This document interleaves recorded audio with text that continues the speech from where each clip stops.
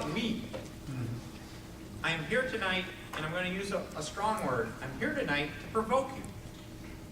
And again, you'll never hear a career politician stand in front of a group to say they're here to provoke you. Although they may provoke you by what they said.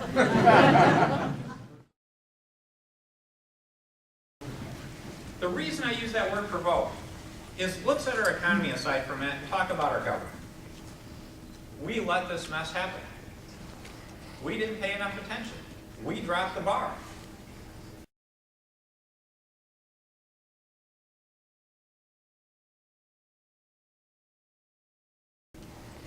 It's time to raise that bar back up. We deserve a better answer. I only want to be your next governor if you're going to demand more out of your governor and the government.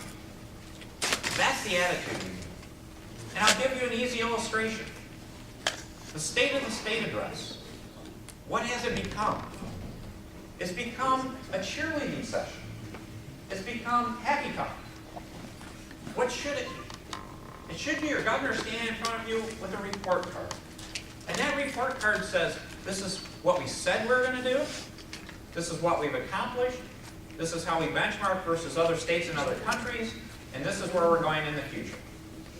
And the only time we celebrate success, and we will celebrate success, is as we accomplish those goals, because there'll be meaningful, measurable, tangible outcomes that positively impact real people. That's the government you deserve. And that's the government we're going to deliver. One other thing, though, I have to share with you is to the degree you're getting excited, you're getting that fire.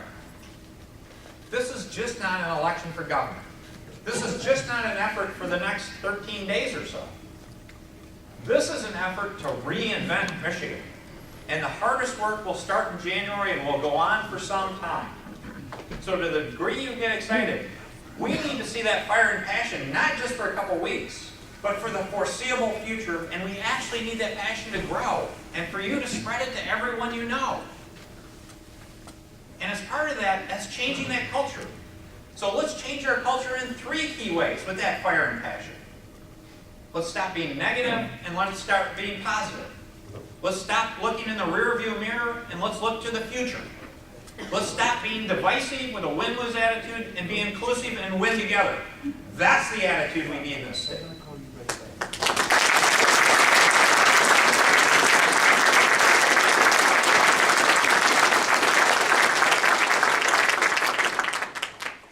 And I believe it's already started.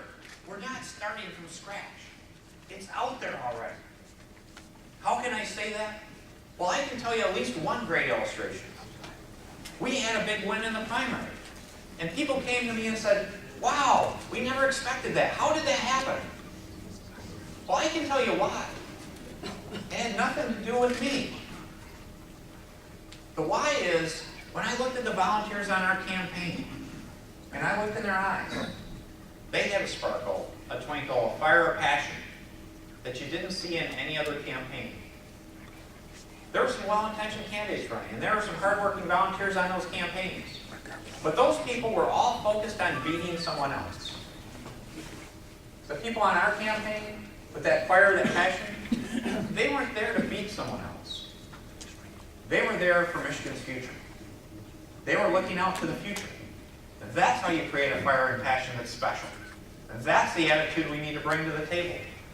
And as part of that, it is time to drop the labels.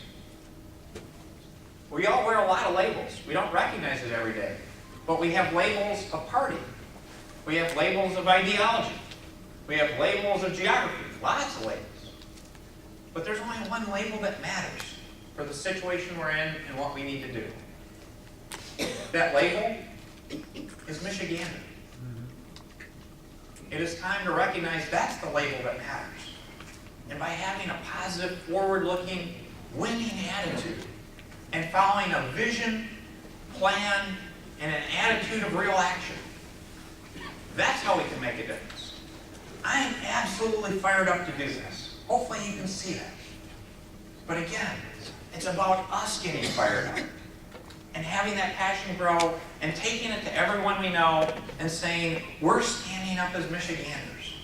And by doing that, that's how we will create more and better jobs. That's how we will keep our young people in this state and that's how we will be a great state again. So thank you.